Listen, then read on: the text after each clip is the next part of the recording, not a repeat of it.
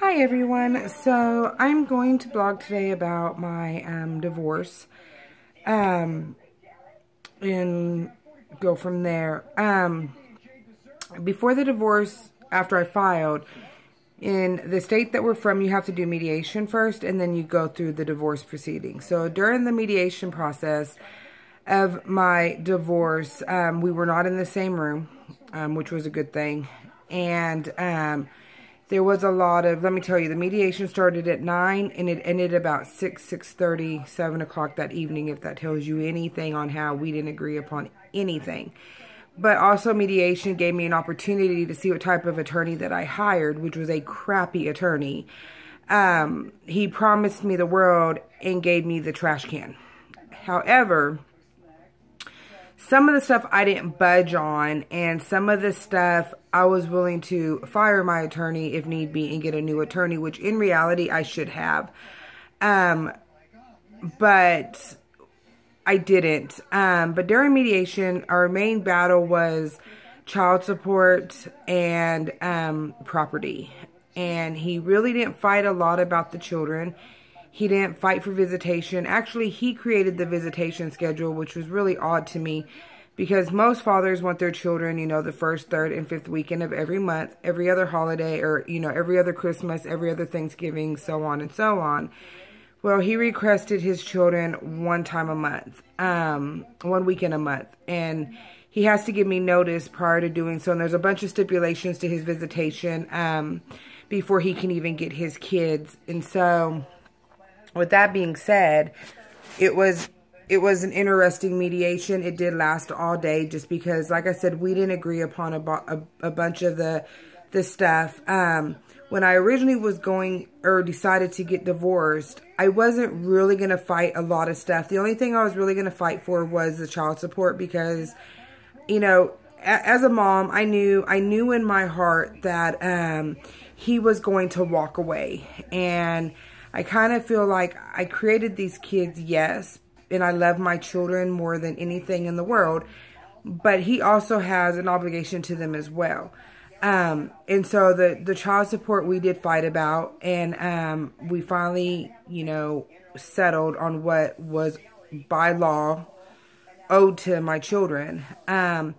We argued about retirement because of me being married to him for 10 years, I wanted half his retirement because of the way that things ended, and I deserved it. And so I did win that portion of it all. So after mediation was over, the agreement was that I would go get my belongings from the house. My parents were with me at that point. So when we got to the house, I was getting my stuff, getting my kids' stuff. Well, me and his father had got into it, and his father decided to get up in my face. And I kept telling him to get out of my face. You got to look at the fact that I'm 5'5". His father is like 6'3", and his father weighs like 400 pounds. And so trying to intimidate me isn't really the way to go, but he kept getting in my face. So finally I pushed him out of my way. So anyway, somehow or another, cops got involved. They came out.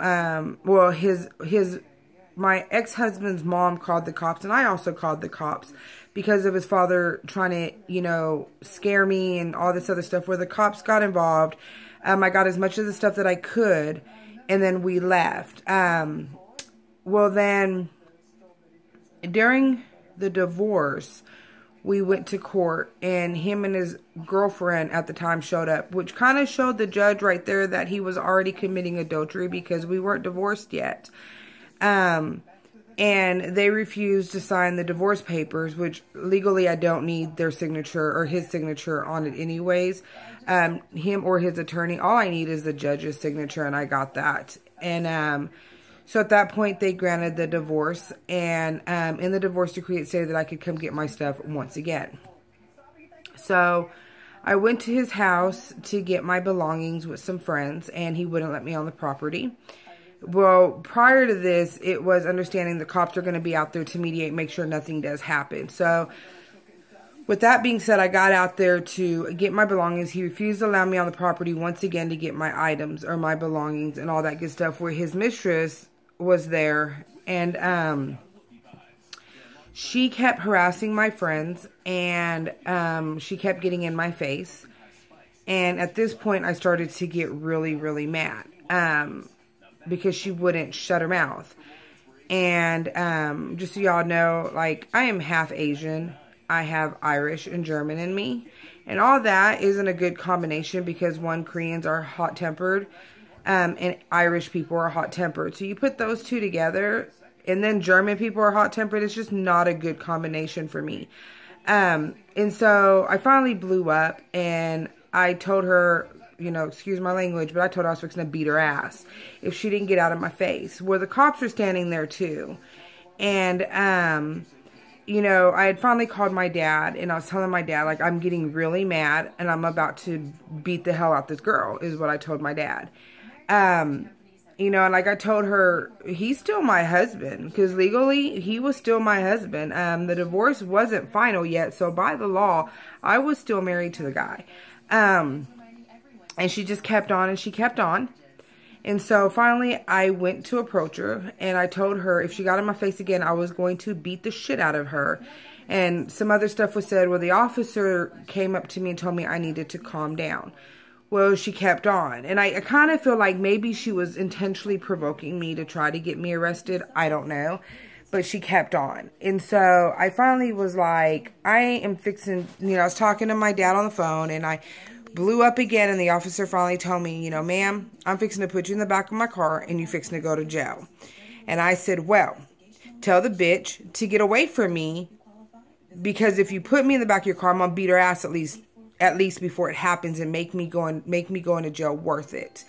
At this point, you know, yeah, I believed in God, but I was done with her mouth, just because I had heard everything she had to say about me, and everything that she was saying, it just kind of, and at this point, I also had found out that while I was pregnant with our son, that she had been sleeping with him. So all this anger inside of me was building up, and the fact that she was married herself, you know, or I'm sorry, at this point, she was divorced, but during the time of everything going on when they first started the affair, she was married as well. So anyways, so finally the officer told me, you know, the last time that he was fixing to take me to jail. And my dad was on the phone with me, and he told me that he didn't want to have to bail me out of jail. So I needed to calm down. So I got in my car to calm down. And anyway, so I didn't get everything, and we ended up leaving. We got back to the house because I had forgot some stuff that I wanted, and he agreed to meet me to get it outside the gate. So she starts running her mouth again. At this point, there is no cops on the premises, so this is fair game. But she made sure that she stayed behind a locked gate, so I could not get to her. And I even told her, she's lucky she's behind that gate, because if not, I would have wore her butt out. Like, I would have beat her to the ground because she kept running her mouth. And then she wanted to keep talking about what kind of mom I am. She don't know what kind of mom I am based off of what he said. And let me clarify one thing about being a parent. While we were in court, and they were all talking in the mediation, and, you know, the final divorce section where, you know, the judge was going to sign off, and it was the final court date. He made the comment that I only got pregnant with our son so I could get more money from him. But that if it was his choice, he wouldn't have had his son. So this is the type of person I'm dealing with, that, one, it takes two to get pregnant, not one. I did not force him in any way whatsoever. And two, I was intoxicated. So, because I got pregnant with my son June 25th, 2011. Let's get that straight. I know exactly what day I got pregnant. And it takes two. So with that being said, for him to even say that is sad. And so, yeah, let's go there, okay? So then, after I left him, you know, I came back home, and, you know, everything was kosher, whatever. Well, then visitation came up, and he wasn't coming to get his kids. And it pissed me off, because I'm like, these are your children. You need to come pick up your kids. So at one point, my kids didn't want to go. And the only reason why I didn't make him go is because his father kept running his mouth. And to me, that showed incompetency. So I did not allow my children to go with a man that was acting like a complete moron and a complete idiot. And so during Christmas time, of 2014, he wanted his children. So, you know, he came to get his kids or whatever. And this is arrest almost number 2. He came and my kids did not want to go once again. They fought me. They argued with me. A bunch of arguing started. My middle daughter did not, I mean, I'm telling you, did not want to go. Well, a lot of bickering got involved. She kept stepping up to me. And I went to swing on her a couple of times. Well, finally, the third time she came at me, because she kept talking crap about me and my kids. And the one thing you don't do, if any of y'all are parents, is you don't downgrade someone's children. Because it's like a bear to her cubs, you're going to attack. So finally, she kept on, and I told her to shut up, put little words there, because I don't like that word, so I'm really not going to say it. But I told her to shut up. Well, she didn't want to. She kept running her mouth. So then she told me that my children, excuse me, some about my children loved her more than me, and that she's a better mom than me. So I made a comment about her son again, and I more or less told her, if you were such a great mom, then how come your son is no longer here? But I used it in different words, and I was very cold-hearted and very shallow about it. And she was like, it was a mistake, and I told her it was negligence on your part. Because if you were a good mom, you would have been more responsible, blah, blah, blah. And I know anything in life can happen, and freak accidents happen. And, I don't think anybody intentionally, well, no, let me not say that. I don't think she intentionally set out for something to happen to her child. I will say that much.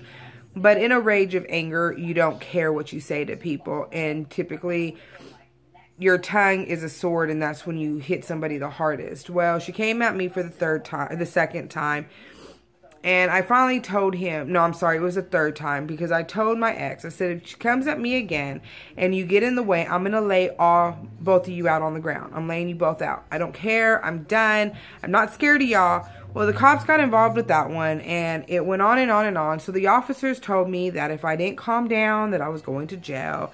And like I told them, if they're going to take me, they better not bring her near me, because if I go to jail, or if she comes near me, I'm sorry, she's going out on a gurney and I'm going behind bars.